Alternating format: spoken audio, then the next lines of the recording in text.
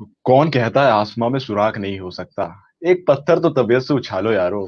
तो बस इन्हीं लाइंस को सही साबित करने के लिए गाथा लेके आया है आपके लिए एक नई सीरीज, आम आदमी की खास कहानी।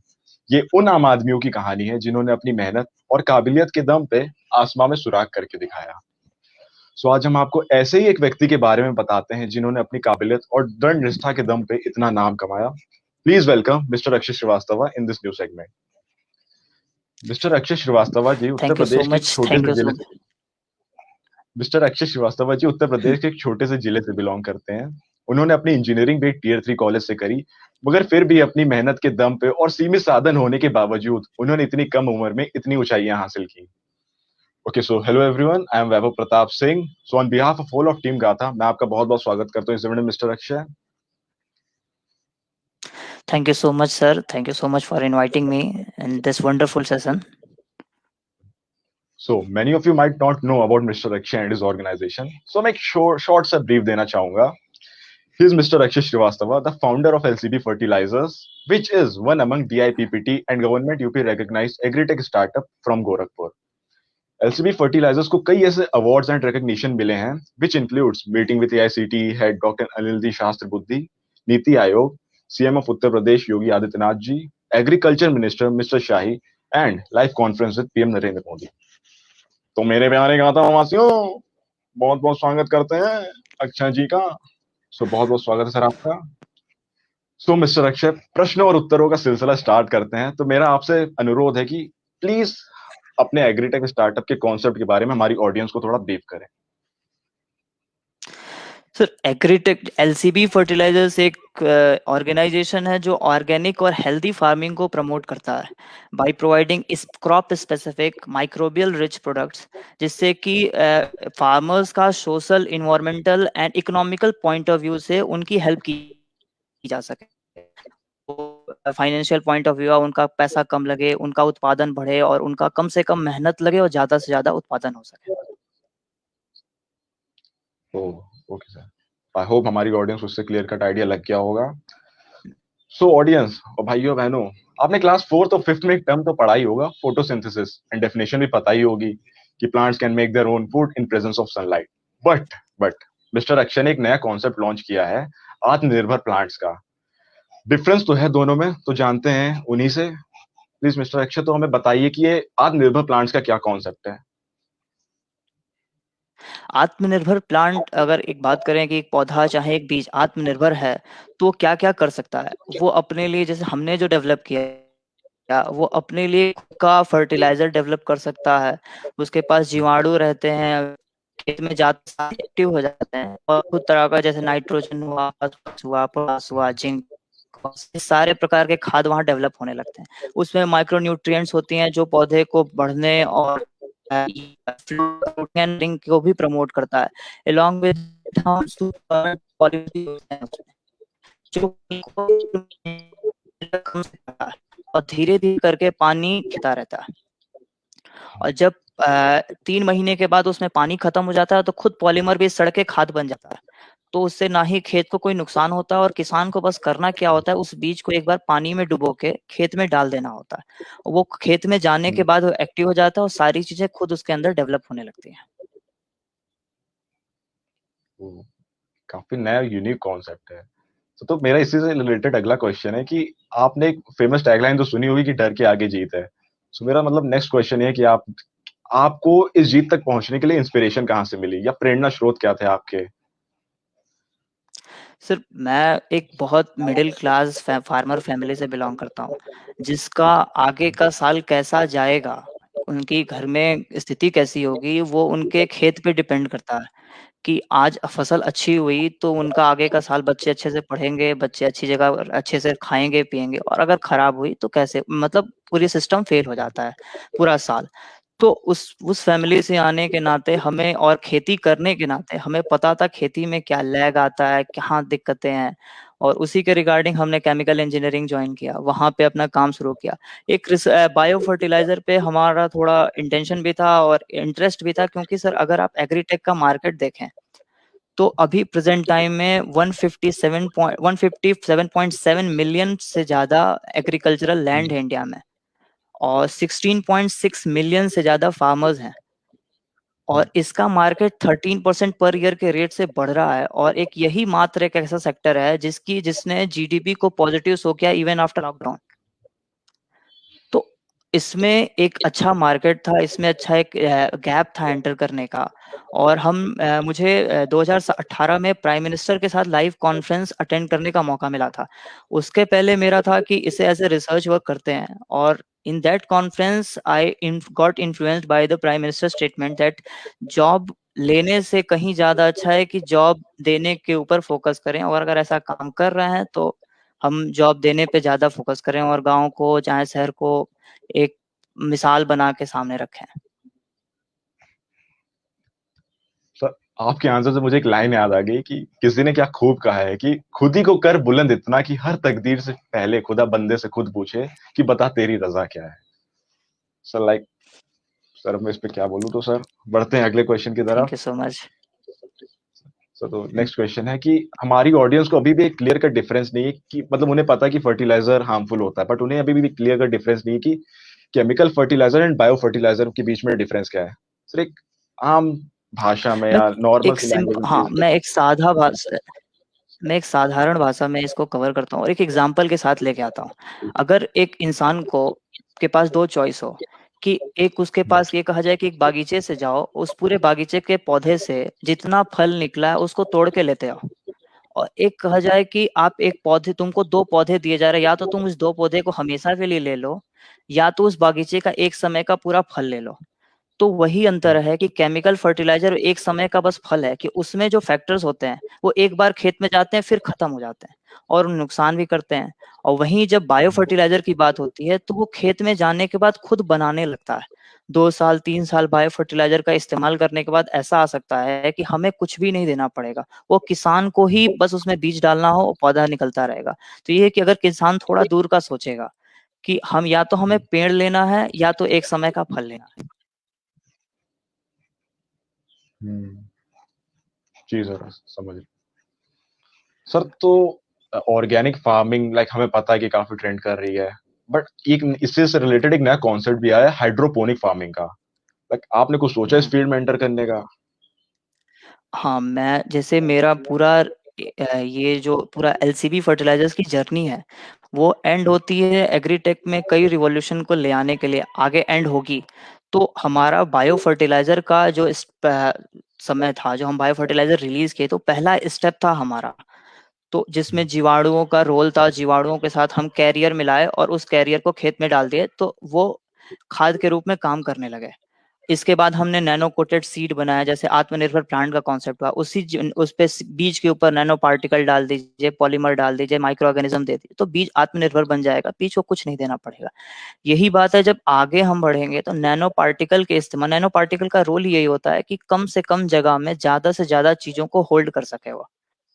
सरफेस एरिया सबसे ज़्यादा दे सके, कम से कम जगह पे ज़्यादा से ज़्यादा चीज़ों को होल्ड कर सके। और हाइड्रोपोनिक्स का भी यही कॉन्सेप्ट होता है कि उसमें सॉइल नहीं देना होता है, वाटर फ्लो करता रहता है। तो हमारा जो माइक्रो न्यूट्रिएंट्स हैं, जो हमारे माइक्रो ऑर्गेनिज्म है, उस पे हम कोटिंग करेंगे, नैनो पार्टिकल पे कोट करेंगे और उसे फ्लो कराएँगे वाटर स्ट्रीम में, जिससे हाइड्रोपोनिक्स का एक बहुत अच्छा इम्पैक्ट ये आएगा कि अगर 3 क्रॉस 4 स्क्वायर फीट में हमारा 10 केजी का प्रोडक्शन होता है, we can use hydroponics and multi layer farming, दोनों को मिक्स कर देंगे तो हम 3 क्रॉस 4 के 10 टाइम्स लेकर 100 केजी टू 120 केजी तक का प्रोडक्शन उसमें से ले सकते हैं। सर लाइक आपकी और जो जर्नी तो जहाँ की मतलब काफी बड़ी रही। जी सर प्लीज कंटिन्यू। ठीक है, next question you can ask. Okay sir, तो मेरा मतलब ये क्वेश्चन है कि आपको लगभग अराउंड 2 साल हो गए हैं ना इस फील्ड में आते, होने वाले हैं लाइक 1.5 साल इस एंटरप्रेन्योरियल जर्नी में।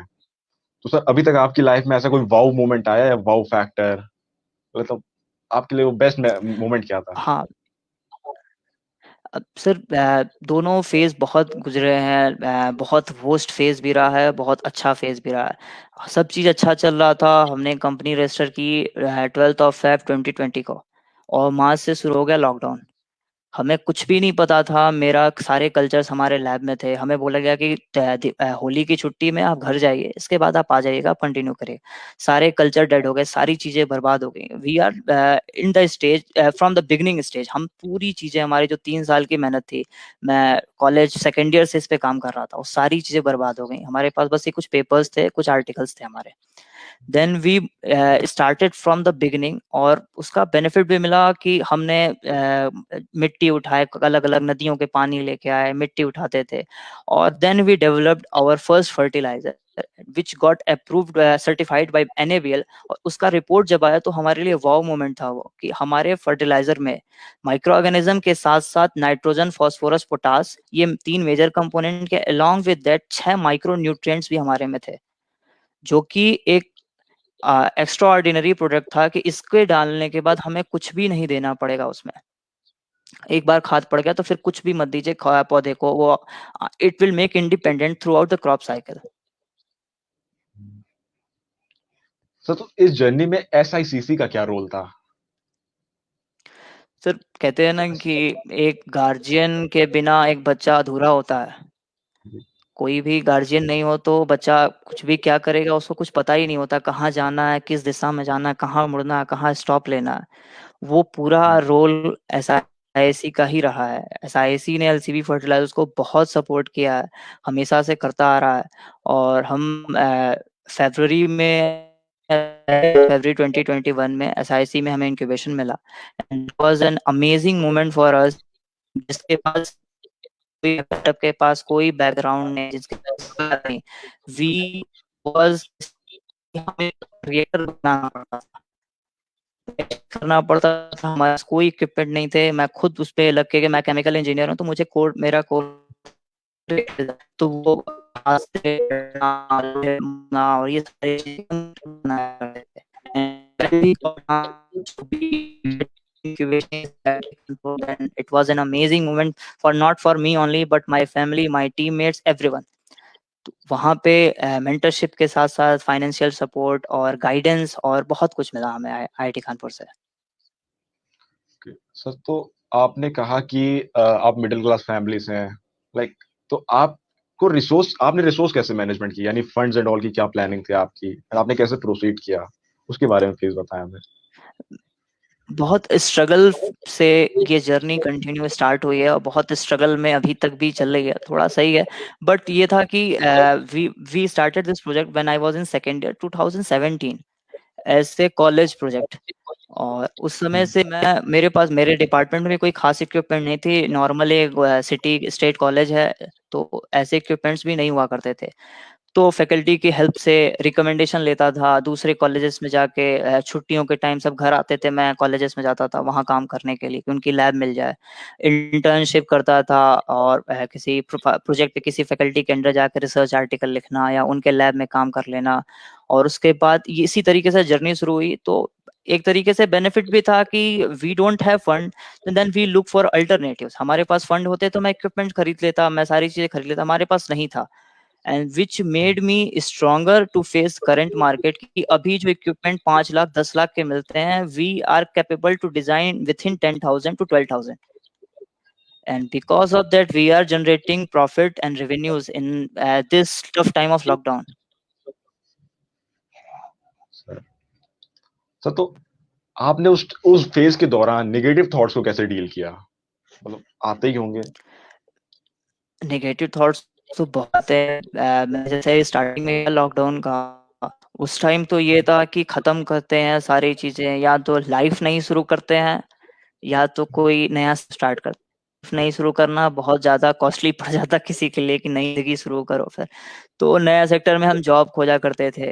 बट मोटिवेशन हमारे पास ये था कि फार्मर्स में जहां हमने बात, चाहे या कोई अवार्ड मिला हो पहले का, या किसी फार्मर्स के पास हमारा ट्रायल हुआ हो, जब हर जगह से लॉस आता है, आदमी उन फार्मर्स को कॉल करता है, उनका फीडबैक लेता है।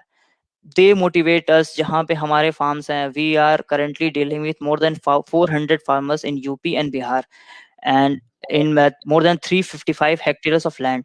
तो जहाँ जहाँ फार्म्स हैं, यूपी में 35 डिस्ट्रिक्ट्स में है, यूपी के बाहर कई डिस्ट्रिक्ट्स में। तो जब जब खत्म हो जाता है, मूड एकदम ऑफ रहता था, तो वी विजिट दैट प्लेस। वहाँ के लोग, कॉमन लोगों से बात करना, वहाँ पे क्या, जब उनको तरफ से ये रिस्पॉन्स आया कि हाँ आपका बहुत अच्छा चीज़ है, आपके प्रोडक्ट सच में काम करते हैं, वो बहुत ज़्यादा मोटिवेशन सोर्स होता है एज कम्पेयर टू कि मैं कुछ और करूँ या गाने सुनूं और ये वीडियोस देखूं। सर काफी मोटिवेटिंग आंसर था आपका। और सर एक और क्वेश्चन है इससे रिलेटेड कि आपकी काफी उम्मीदें रही होंगी इस स्टार्टअप से, तो वो उम्मीदें क्या थी और आप उन पर अभी तक कितना खड़े हो पाए हैं, आपको क्या लगता है? जब नया नया आदमी स्टार्ट करता है ना, तो लगता है कि सक्सेस ही मिलेगी। आइडिया बहुत स्ट्रांग है, कॉन्सेप्ट बहुत बढ़िया है, काम भी चल रहा है, बट कंटिन्यूअस रिजेक्शन जब मिलते हैं तो आदमी कंटिन्यूअसली डिमोटिवेट होता जाता है। स्टार्टअप में सक्सेस टू फेलियर का रेशियो बहुत गंदा होता है, 90% फेलियर होता है इसमें। तो उसको डील करते करते तो आदत बन जाती है कि हाँ रिजेक्ट हुआ हुआ, अगर कोई हो गया तो बहुत बढ़िया। और जो हमारा हमने काम क्या कहते हैं, can you repeat A question please? Sir मतलब कि अभी तक क्या उम्मीदें थी आपको अपने स्टार्टअप से, और क्या आप उन हाँ, पे खड़े उतर पाए हैं अभी तक?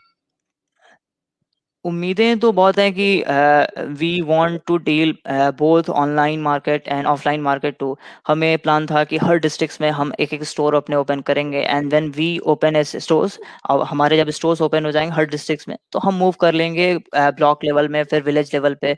बट ये लॉकडाउन ने इतना बुरा रोका ना हमें, एक सडन ब्रेक था पूरा हमारे सिस्टम पे, बट उसको भी हमने पॉजिटिव ही लिया। जो चीजें हमारे बड़े दूर दूर एरिया में होनी थी, हमारे प्रोडक्शन तो थे, रॉ मटेरियल हमारे बेसिक होते हैं, एग्रीकल्चरल वेस्ट होते हैं, तो वो मिल जाते हैं गांव से। उनको लेके हमने प्रोडक्शन किया और लोकल एरिया में इन्फ्लुएंस करना शुरू किया। विलेज लेवल पे सैम्पलिंग कराना और गांव-गांव में खाद को बँटवा देना, ये सारी चीज़ें। उसका बहुत पॉज़िटिव मिला कि at the on 15th of October 2020 we got featured in Dainik Jagran in national level in more than 150 cities of 12 states in India. ये पूरा एनएबीएल का और पूरी जर्नी उसमें फीचर हुई, and then we got a sudden market of more than 350 plus farmers from across the India. हमारे पास production नहीं था उस टाइम, लिटरली नहीं था। We started selling from November 2020।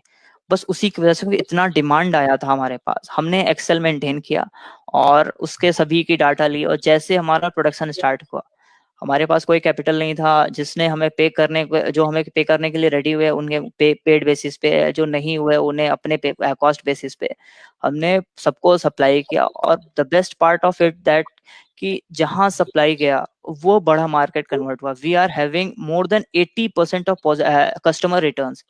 80% हमारे कस्टमर्स रिपीटेड आते हैं हमारे पास। सर तो अभी आपने कहा लॉकडाउन एक को आपने पॉजिटिव वे में अफेक्ट किया, मतलब पॉजिटिव वे में ट्रीट किया, तो वो थोड़ा उस पे प्लीज लाइट डालिए कि किस तरह?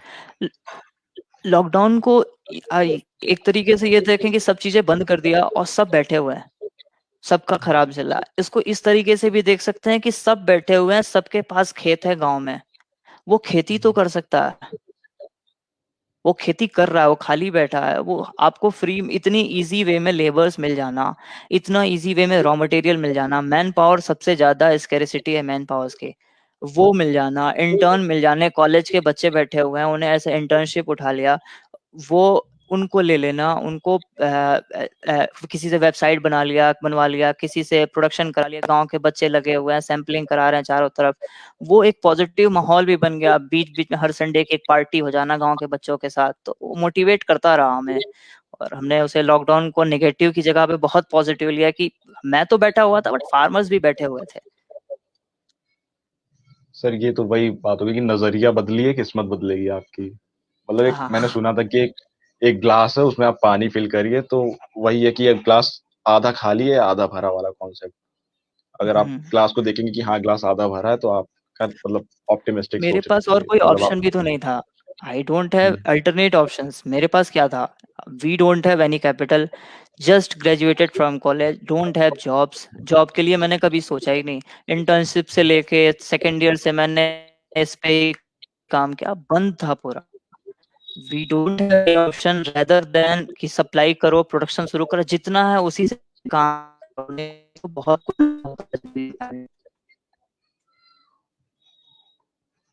सर सर तो अब आपका विजन क्या है? आगे आप क्या देख रहे हैं?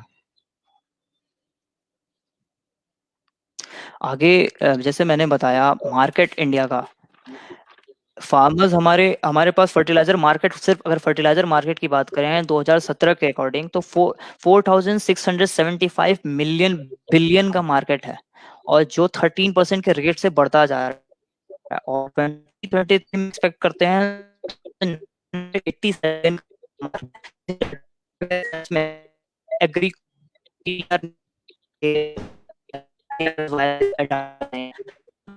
कितना बड़ा मार्केट है हमारे पास। We are planning to release our product in online market, Amazon, Flipkart, DIY kit develop करना कि जो अर्बन मार्केट है वो ऑर्गेनिक चाहता है, and they can pay much more cost than a villagers, मतलब एक नॉर्मल फार्मर्स के कंपैरिजन में। तो उनके लिए DIY किट रिलीज करना कि वो उनके पास वो किट जाए तो इजीली, जिसमें सीड हो, ऑर्गेनिक सीड्स हो, फर्टिलाइजर हो, इंसेक्टिसाइड हो, इक्विपमेंट्स हो, सोवेल्स हो, ग्लव्स हो, तो ये सारी चीजें एक साथ दे देना, वो मार्केट बहुत बढ़िया रहेगा। We are planning to move for nano coated seed fertiliser tablets, जो वृक्षारोपण के प्रोजेक्ट्स आते हैं गवर्नमेंट ऑफ इंडिया के, वो उसमें 80% फेलियर होता है। अगर 1 लाख पौधे लग रहे हैं तो 80,000 पौधे सूख जाते हैं, बस इस कारण की कि उसमें पानी नहीं पहुंच पाता है, खाद नहीं मिल पाता है। We are developing a fertiliser tablet which include all the concept which I had described earlier, कि उस टैबलेट को आप पौधे के साथ डाल दीजिए, फिर पौधा आत्मनिर्भर बन जाएगा, पौधे को कुछ नहीं देना। तो ये सारी सर चीजें, तो उसके जैसे बाद we will ji, move ji, to ji, ji. online, क्या कहते हैं, hydroponics, we will move to terrace farmings and much more, and at the end we will move for soil testing devices also, जिससे किसान को पता चल जाए कि उसके खेत में क्या सच में खाद की जरूरत है कि नहीं है। वो तो डाला जा रहा है, वो तो पानी चलाया जा रहा है, उसे पता ही नहीं कि उसमें पानी है कि नहीं है, खाद है कि नहीं, कौन सा देना है, कौन सा नहीं देना। तो सर हमारे जैसे मेजोरिटी ऑफ ऑडियंस एक का कहीं ना कहीं फार्मिंग बैकग्राउंड है, लाइक मेरा भी पर्सनली फार्मिंग बैकग्राउंड है, तो आप जैसे हमें कुछ आपके प्रोडक्ट्स लेने हो तो कैसे कांटेक्ट कर सकते हैं? क्या क्या प्रोसीजर है? यू कैन डायरेक्टली चेक, पहले तो ट्रायल, मैं ये नहीं बोलता हूँ कभी किसी भी प्लेटफॉर्म पे या किसी चीज़, किसी भी फार्मर से कि आप मेरा प्रोडक्ट लीजिए। मैं ये बोलता हूँ आप एक बार ट्राई करिए। वी आर हियर, हम्म, हम कहीं जाने वाले नहीं।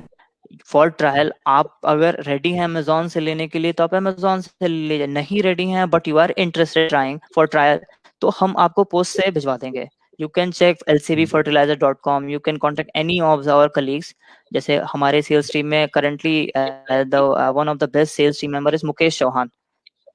ही इज डीलिंग अक्रॉस यूपी, और he is only responsible for at least one store which we hmm. are opening continuously from last many months in UP।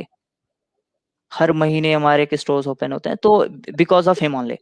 तो वो चीज उनसे कांटेक्ट करिए। But what I am focusing on that कि एक बार farmers try कर लें, and if they get good product, if they feel it is beneficial for their crop, जो हम बता रहे हैं कि ये पॉइंट वैलिड है, तो उस पे के बाद ही हम कंटिन्यू कर देंगे। If farmer is interested in for stores, we will provide them, so that their logistic cost will become minimum as they can। हम वहाँ पे छोटे छोटे प्लांट सेटअप कर सकते हैं। we will provide culture, you can collect raw material from anywhere, from locals like sugar industries, like dairies, and you can develop your own fertilizer and can supply near your areas। Sir तो इससे related question है कि आपको क्या लगता है कि Indian farmer क्या मिस्टेक्स कमिट करता है जिसकी वजह से उनकी इनकम पर कैपिटल लो हो जाती है, इतनी मतलब इतनी लो है आज के टाइम कई फैक्टर्स हैं, जैसे कॉन्सेप्ट नया गवर्नमेंट ने कई इनिशिएट किया।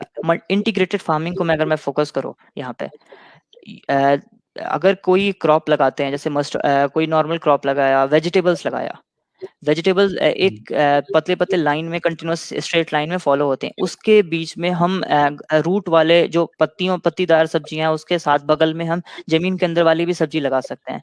We can move in terrace farming type के, छोटे छोटे छप्पर लगा कर उस पर लताए वाली सब्जियां लगा दें, नीचे छोटी छोटी सब्जियां लगा दें, तो उसी सॉइल से हमें 2 क्रॉप का यील्ड मिल जाएगा, 3 क्रॉप का यील्ड मिल जाएगा। दूसरा कि जो ट्रेडिशन बना हुआ है हमारे पास, हमें इंफॉर्मेशन ही नहीं है अपने सॉइल के, सिस्टम सेट है कि हमें गेहूं के, जैसे मैं एग्जांपल बोलूं, गेहूं के खेत में शुरुआत में इतना यूरिया डालना है, 21 दिन बाद पानी चलाना है, फिर डीएपी डालना है, यूरिया डालना है, फिर 1-2 महीने बाद हमें जिंक देना है। ये सारी चीजें पता हुआ है, उसी सिस्टम पे चल रहा है। गेहूं की फसल पहुंच जा रही है 140 से 150 दिन में।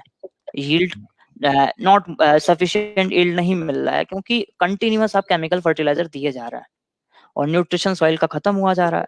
तो अगर मैं एडवर्टाइज नहीं कर रहा हूँ अपने प्रोडक्ट का, बट अगर हमारे प्रोडक्ट्स हम जो इस कॉन्सेप्ट पे बेस्ड करते हैं, तो उसमें माइक्रो ऑर्गेनिज्म वो सारी चीजें जब सॉइल में बनाने लगेगा, तो पौधे को कुछ और देने की जरूरत ही नहीं पड़ेगी। और जब पौधे को जिस चीज की न्यूट्रिशन की रिक्वायरमेंट होगी, उसको तुरंत टाइम पे मिलता रहेगा, और जिससे पौधे का स्ट्रेस कम होगा। जैसे जॉइंट स्ट्रेस होते हैं पौधे के हर पॉइंट पे, और फ्रूटिंग और फ्लावरिंग तभी होती है किसी पौधे में जब वो सारे स्ट्रेस रिड्यूस हो गए होते हैं, और सारे न्यूट्रिशन सफिशिएंट होते हैं पौधे के जॉइंट्स पे और रूट के नोड्यूल्स पे।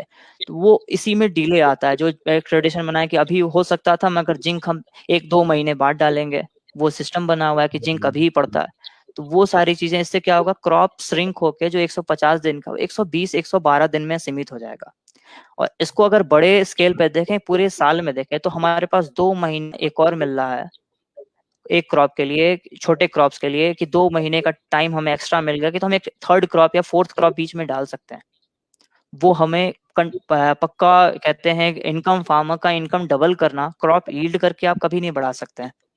when you can shrink the crop duration, or you can move to integrated farming, and at the end farmer organization होते हैं, जो एफपीओज होते हैं, फार्मर कॉर्पोरेशन कंपनीज, जो एफपीओज बनती है, एनजीओज बनती है, किसान बनाते हैं।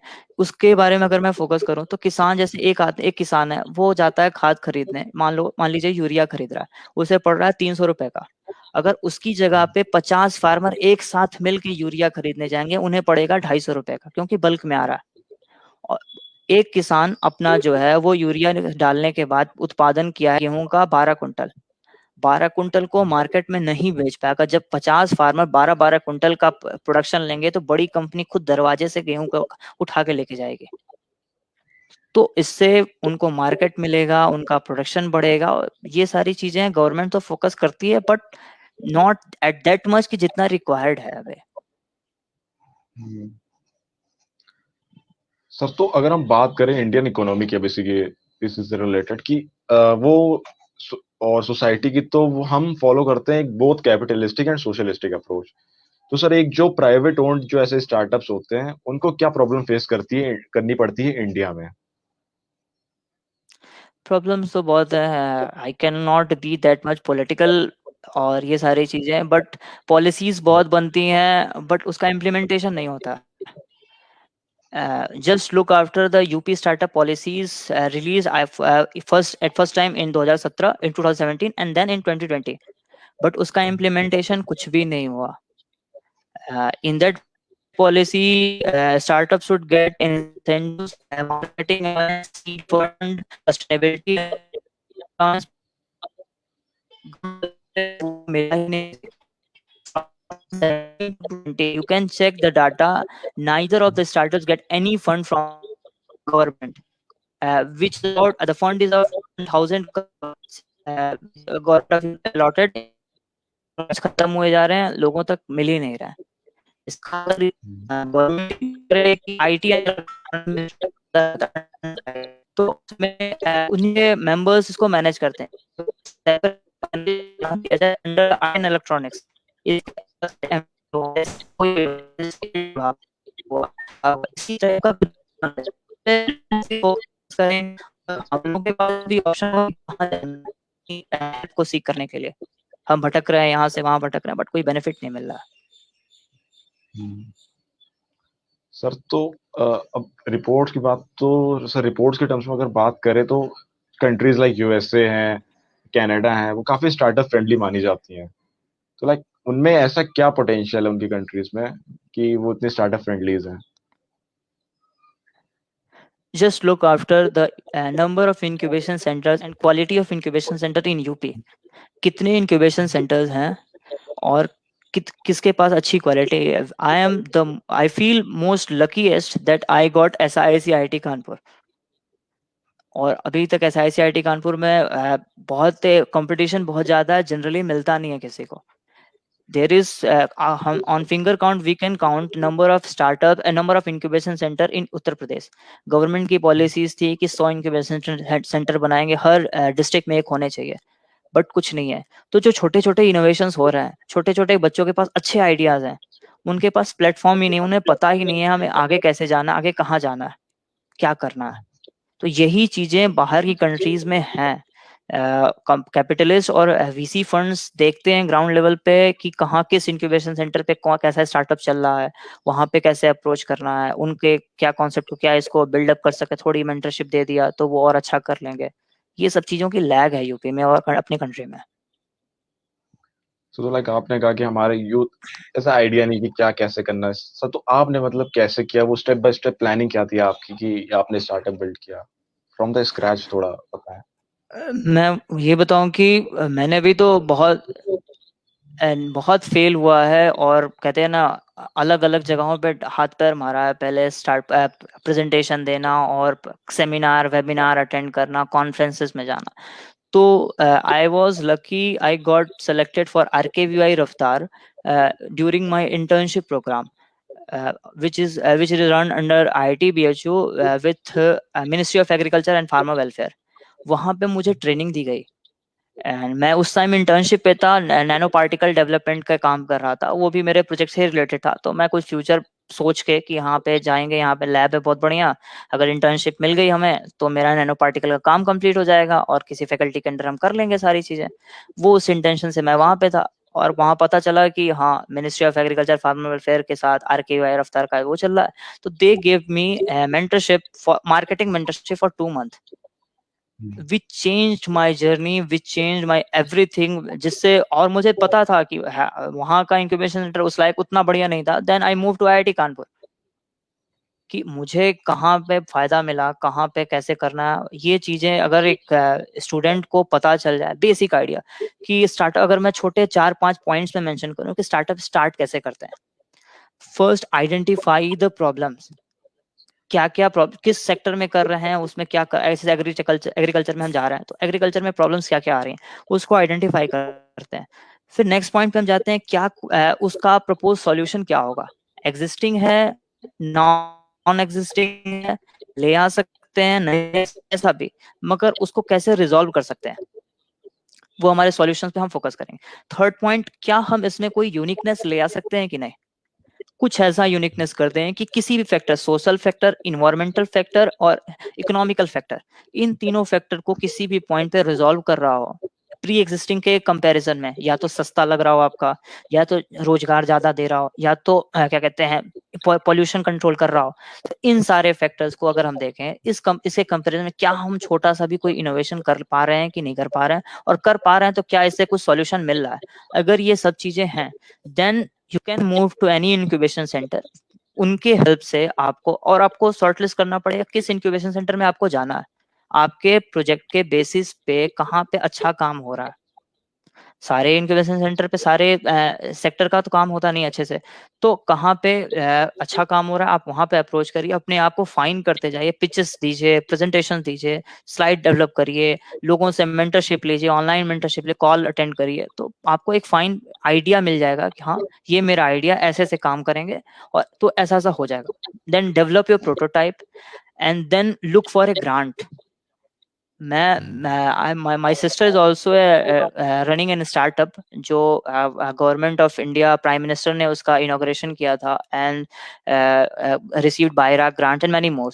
तो उनका एक स्टेटमेंट है मेरे लिए था कि कभी भी अपना पैसा लगा के आप बहुत ज्यादा लगाए जा रहे हैं, तो ये मान लेना कि आप अभी स्टार्टअप के लिए लायक नहीं हो।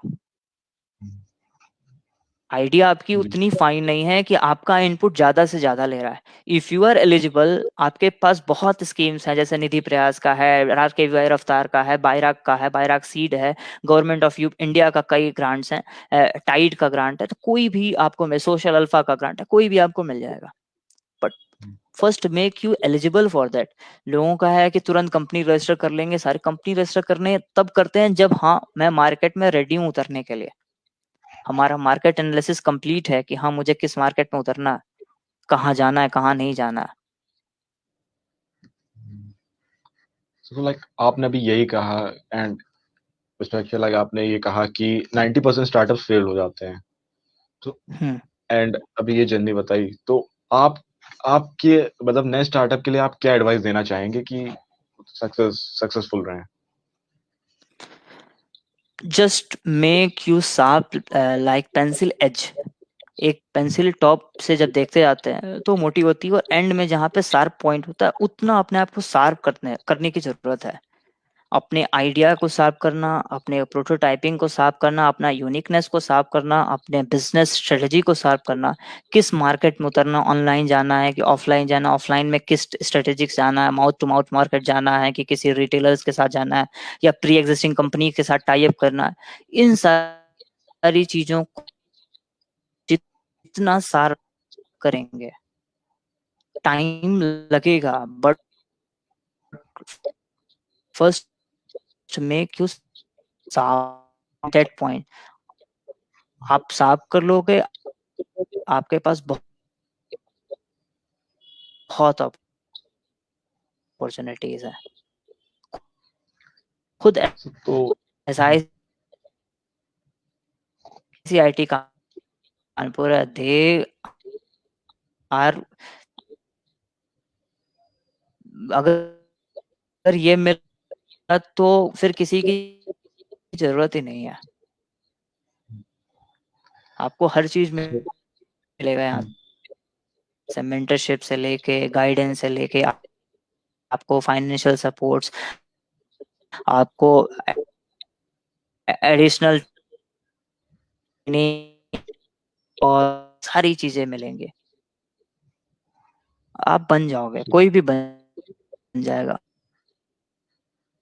सर तो यहाँ पे आने के बाद। बट हम्म, वो चुनते ही सर लोग ऐसे ऐसे लोगों को चुनते हैं कि हाँ वो उस लायक होगा, तभी उसे चुना जी। जाएगा वहां पे। तो लाइक अब आपके स्टार्टअप को रेवेन्यूज भी जनरेट हो रहे होंगे, लाइक सर तो आप पर्सनली क्या इन्वेस्टमेंट टिप्स फॉलो करते हैं, एंड हमारी ऑडियंस को भी पता है वो कैसे फॉलो करती है, लाइक आजकल तो बहुत ऑप्शंस है हमारे पास, तो लाइक आपका पर्सनल ओपिनियन क्या है इस पे?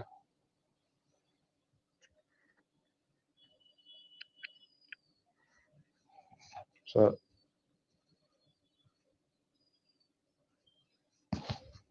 सर आपकी वॉइस नहीं आ रही है।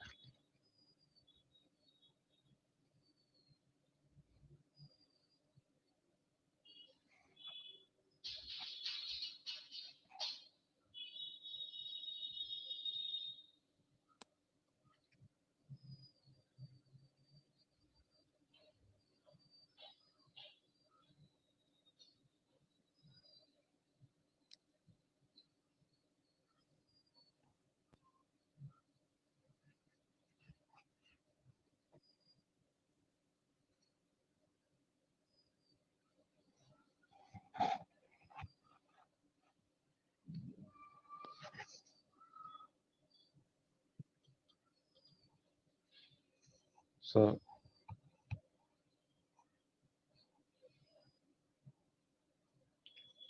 Sir hello sir,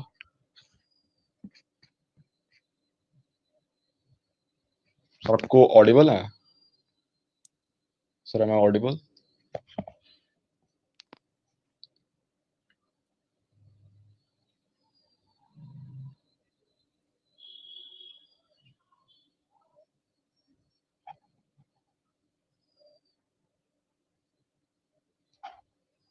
sir you are not audible to us actually.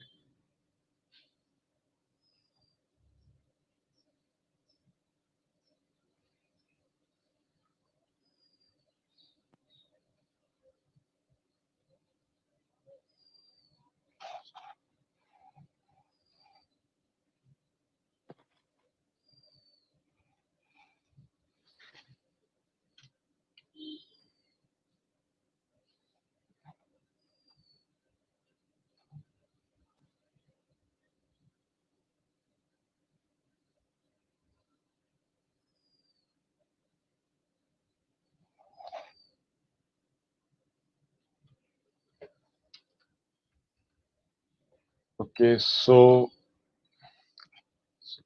with this हम बढ़ाएं इस इंटरव्यू सेशन के अंत तक.